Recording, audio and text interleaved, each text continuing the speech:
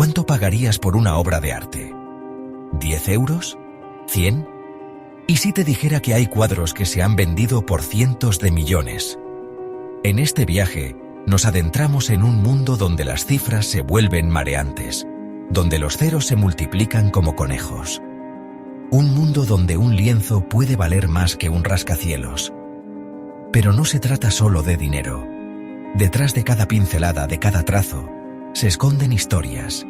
Historias de artistas, de coleccionistas, de poder, de engaños. Prepárense, porque vamos a descubrir los secretos de las pinturas más caras del mundo.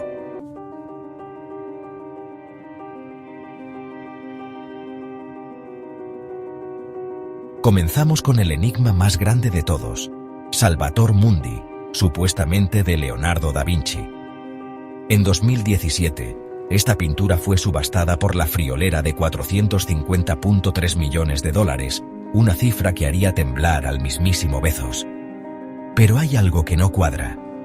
Mientras algunos expertos aseguran que estamos ante un Da Vinci auténtico, otros se tiran de los pelos. ¿Por qué? Porque las pruebas no son concluyentes. ¿Fue pintada por un discípulo?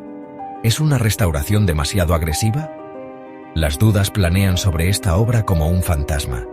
Y si no es un Da Vinci auténtico, ¿quién pagaría semejante fortuna por él? La venta de Salvator Mundi está rodeada de un secretismo digno del CNI. Se especula que el comprador final fue el príncipe heredero saudí, Mohammed bin Salman. Pero claro, él no ha confirmado ni desmentido nada. Y eso nos lleva a preguntarnos, ¿qué se esconde detrás de esta compra? ¿Lavado de dinero? Especulación.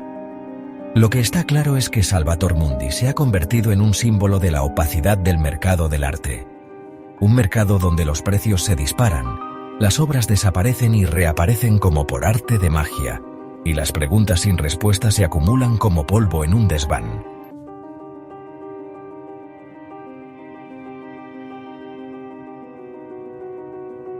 En 2015, Interchange, un cuadro del pintor abstracto Willem de Kooning, fue vendida por $300 millones, una cifra que marea, sobre todo si tenemos en cuenta que la obra es, bueno, digamos que peculiar. Manchas, trazos gruesos, colores que parecen elegidos al azar.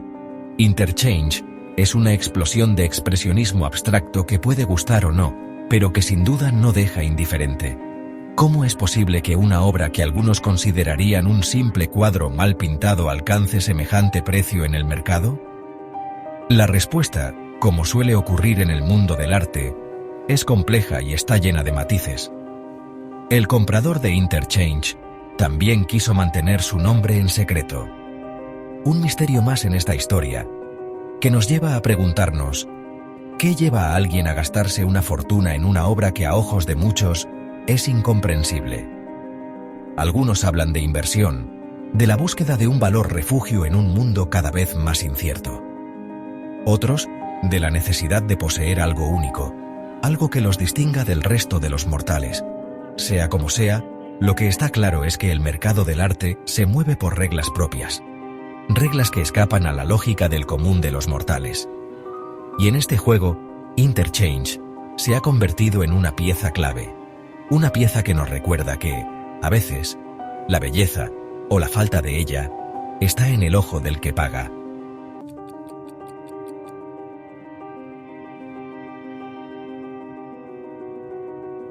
Año 2011. Imaginen una escena digna de una película de espías. Una transacción secreta, cifras que marean y una obra de arte que cambia de manos. No estamos hablando de la trama de la última película de Bond, sino de la venta de The Card Players de Paul Cézanne. $250 millones, una cifra que la convirtió en la obra de arte más cara del mundo en ese momento. ¿Qué tiene esta pintura aparentemente sencilla, con hombres jugando a las cartas en un ambiente cotidiano, para alcanzar tal precio? ¿Es solo la maestría de Cézanne, o hay algo más? Porque claro, cuando una obra de arte se vende por una cantidad así, las preguntas empiezan a surgir como setas después de la lluvia. Y más aún cuando la compra está envuelta en un halo de misterio. El comprador. El jeque Hamad bin Khalifa Al Thani, de Qatar. Un personaje que, para muchos, encarna el poderío económico de Oriente Medio. Un hombre acostumbrado a conseguir lo que quiere, sin importar el precio. Y ahí es donde las teorías empiezan a volar. ¿Fue una inversión? ¿Un capricho? ¿Un movimiento estratégico para aumentar la influencia cultural de Qatar? Lo cierto es que la compra de The Card Players desató una ola de especulación y controversia en el mundo del arte. Porque claro, 250 millones de dólares por una pintura de unos señores jugando a las cartas, a más de uno le haría replantearse su escala de valores.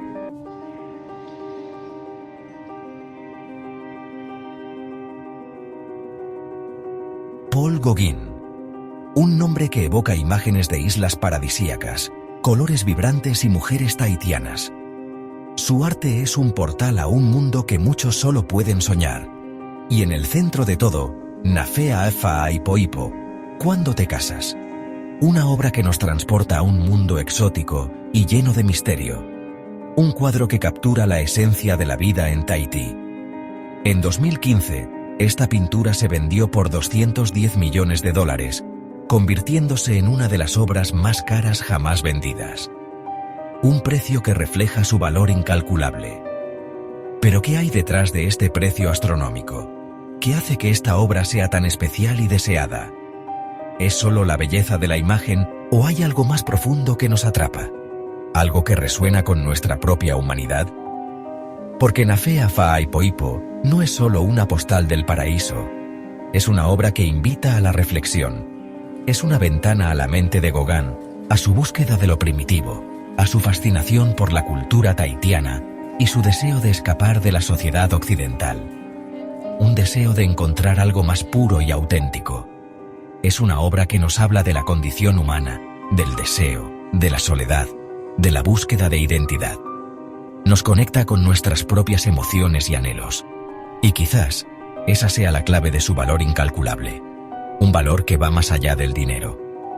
Para Gauguin, Tahití era más que un lugar físico, era un estado mental, un refugio espiritual. Un refugio donde poder explorar su propia naturaleza y liberarse de las ataduras de la sociedad moderna. Un lugar donde podía ser verdaderamente libre.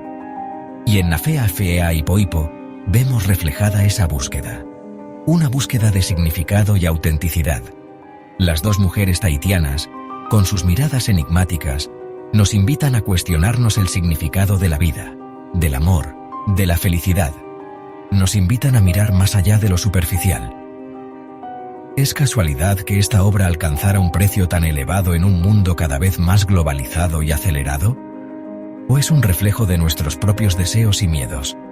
¿Es posible que en el fondo todos anhelemos esa evasión, esa conexión con lo natural y lo auténtico?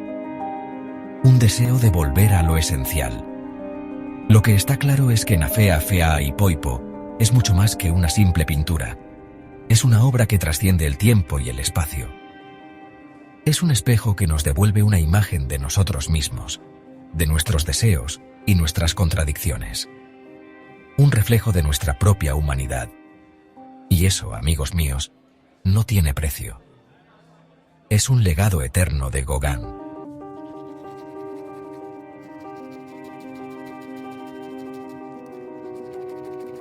Mark Rothko, uno de los grandes exponentes del expresionismo abstracto, un movimiento que revolucionó el arte en el siglo XX. Un artista que buscaba la emoción pura a través del color y la forma, creando obras que resonaban profundamente con el espectador. Inno Six, Violet, Green and Red, vendida por 186 millones de dólares en 2014, es un ejemplo perfecto de su genialidad y del impacto que su arte sigue teniendo. A simple vista podríamos pensar, pero bueno, ¿esto es arte? ¿Unas manchas de color? ¿Qué tiene de especial?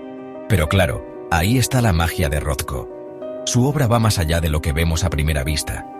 Porque su obra no se trata de representar la realidad, sino de evocar emociones, de conectar con el espectador a un nivel más profundo, casi espiritual. Esos bloques de color vibrantes, flotando en el lienzo, nos invitan a sumergirnos en un mar de sensaciones. Serenidad, angustia, melancolía, Cada uno encuentra algo diferente. Cada uno encuentra su propia verdad frente a una obra de Rothko. Una verdad que puede cambiar con cada nueva mirada. Vivimos en un mundo saturado de imágenes, de información, de estímulos constantes que nos bombardean sin cesar. Y a veces, lo único que buscamos es un remanso de paz. Un lugar donde poder conectar con nuestras emociones más profundas y auténticas. Y ahí es donde entra Rothko, con su capacidad única de crear espacios de introspección. Sus obras, abstractas y enigmáticas, nos ofrecen un espacio para la introspección, para la reflexión, para la conexión con nuestro propio yo, en un mundo que a menudo nos desconecta. Quizás el alto precio que se paga por No 6, Violet, Green and Red, sea un reflejo de nuestra necesidad de encontrar significado en un mundo cada vez más complejo y superficial. O quizás, simplemente, haya gente con mucho dinero y un gusto peculiar. ¿Quién sabe? Lo que es indudable es el poder de su arte. Lo que está claro es que la obra de Rothko nos sigue interpelando, nos sigue emocionando, nos sigue haciendo pensar una y otra vez. Y eso al final es lo que realmente importa. La capacidad de un artista para tocar nuestras almas y hacernos sentir vivos.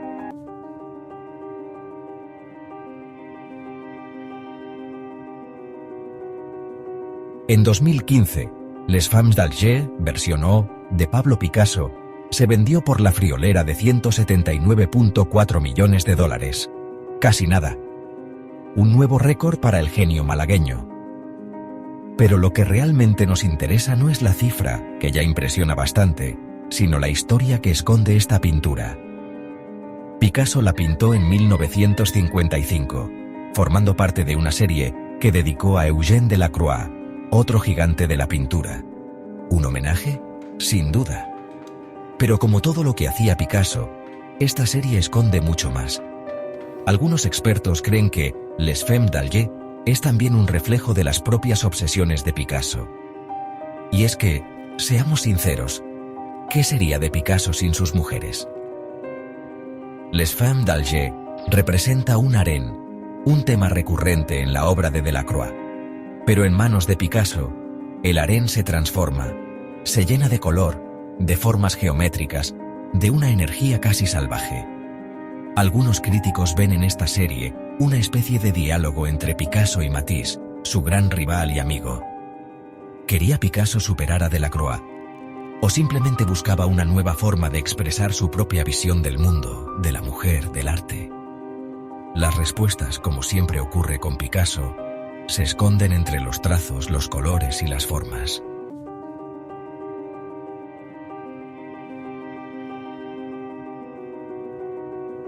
Le Rêve de Picasso, un título que evoca romanticismo, ensoñación, pero que esconde una historia mucho más compleja. Vendida en 2013 por $155 millones, esta pintura es mucho más que una cara bonita. En ella vemos a Marie-Thérèse Walter, la joven amante de Picasso, en una pose sensual, casi irreal. Los colores vibrantes, las formas redondeadas, todo nos habla de una pasión desbordante. Pero, ¿y si detrás de esta aparente felicidad se esconde algo más oscuro? Porque la historia de Le Rêve no termina con la venta millonaria. El comprador de Le Rêve fue Steve Wynn, un magnate con fama de tener mala suerte con las obras de arte. Y efectivamente, poco después de adquirir la pintura, Wynn la dañó accidentalmente con su codo. El accidente causó un gran revuelo, pero lo más sorprendente fue que el valor de la obra no disminuyó. ¿Por qué? ¿Acaso el daño formaba parte de la historia de la pintura?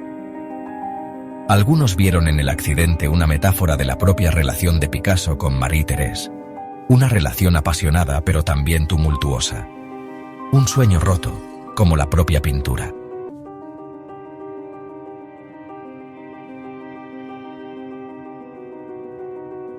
Llegamos a Jackson Pollock y su Number 17 A, una obra que se vendió en 2016 por la friolera de $200 millones. Lo curioso, que a simple vista parece un lienzo salpicado de pintura al azar, pero ya sabemos que en el mundo del arte las apariencias engañan, y que lo que para algunos es un simple desorden, Para otros es una obra maestra del expresionismo abstracto. Pollock no pintaba objetos, pintaba emociones, energía, movimiento. Y lo hacía de una forma totalmente revolucionaria, dejando caer la pintura sobre el lienzo, creando una danza caótica de colores y texturas. Number 17A. Es una obra que nos enfrenta a nuestros propios prejuicios sobre el arte. ¿Qué es la belleza? ¿Qué es el arte? ¿Acaso no puede haber belleza en el caos?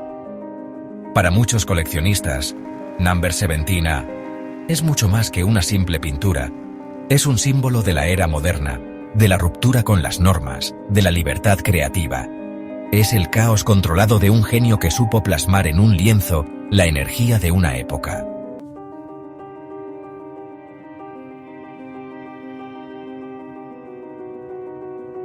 Llegamos a Willem de Kooning, otro peso pesado del expresionismo abstracto. Su obra es un torbellino de emociones y técnicas, un verdadero desafío para cualquier espectador. Pero aquí, a diferencia de Rothko, sí hay una figura reconocible: la mujer. Una figura que, aunque distorsionada, sigue siendo central en su obra. O mejor dicho, la idea de la mujer. De Kooning juega con la percepción y la realidad, creando una imagen que es tanto familiar como perturbadora. Porque lo que vemos en Woman Terceu no es precisamente un retrato halagador. Es una visión cruda y visceral. Esos ojos desorbitados, la boca abierta en un grito silencioso. Cada trazo parece gritar una emoción contenida. ¿Qué quería transmitir de Kooning con esta imagen tan visceral? ¿Qué mensaje se esconde detrás de esa intensidad? ¿Es una representación de la furia, del miedo, o quizás de una sexualidad desbordante? Cada espectador puede tener una interpretación diferente. Algunos críticos lo interpretan como una crítica a la representación tradicional de la mujer en el arte, como un objeto pasivo de deseo. Una crítica feroz y directa. Otros, sin embargo, ven en ella una fascinación, incluso una obsesión, por la figura femenina, aunque sea a través de una lente distorsionada. Una obsesión que no puede ser ignorada. Sea como sea, Woman Terceu no deja indiferente. Es una obra que provoca reacciones intensas. Y eso, amigos míos, es algo que el mercado del arte valora, y mucho. La capacidad de una obra para generar debate y emoción. Porque, recordemos, estamos hablando de una pintura que se vendió por la friolera de $137.5 millones. Una cifra astronómica. Una cifra que nos lleva a plantearnos una pregunta incómoda. ¿Qué estamos comprando realmente cuando adquirimos una obra de arte? ¿Es solo una inversión? ¿Estamos pagando por la técnica, por la genialidad del artista? ¿O hay algo más?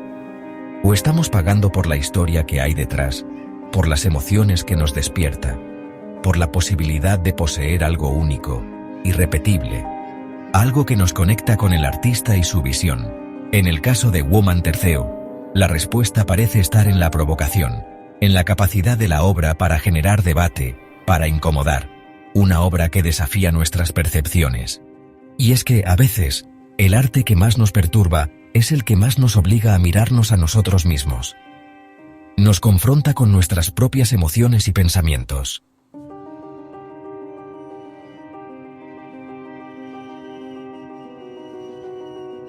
Cambiamos de siglo, de estilo y de continente para llegar a la Holanda del siglo XVII, donde Rembrandt, el maestro de la luz y la sombra, inmortalizó a Maerten Schulmans y Opjen Kopit en el día de su boda. Estos dos retratos, que siempre se habían exhibido juntos, fueron adquiridos por dos pesos pesados del mundo del arte: el Rijksmuseum de Ámsterdam y el Louvre de París. Una operación conjunta, casi sin precedentes, que nos da una idea del valor incalculable de estas obras. Pero, ¿qué tienen de especial estos retratos para que dos museos se hayan gastado la friolera de $180 millones? A simple vista, podríamos pensar que se trata de una cuestión de ostentación. Al fin y al cabo, los retratos de Rembrandt siempre han sido sinónimo de lujo y poder, y estos en particular rebosan detalles que hablan de la riqueza y el estatus de la pareja, las telas, las joyas, la pose altiva. Pero si nos fijamos bien, veremos que Rembrandt va más allá del simple retrato de la opulencia. En la mirada de Maerten, en la fragilidad de Ubgen, se esconde una profundidad psicológica que trasciende los siglos. Son dos seres humanos, con sus miedos, sus sueños y sus contradicciones, atrapados en la tela por la maestría de un genio. Y eso, amigos míos, no tiene precio. O sí, 180 millones de dólares para ser exactos.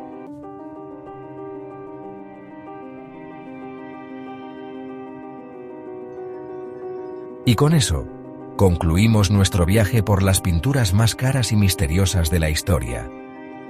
Desde el enigma de la autoría de Salvator Mundi hasta la mirada perturbadora de Woman III, hemos visto cómo el arte tiene la capacidad de despertar pasiones, de generar debate y, por supuesto, de mover cantidades ingentes de dinero.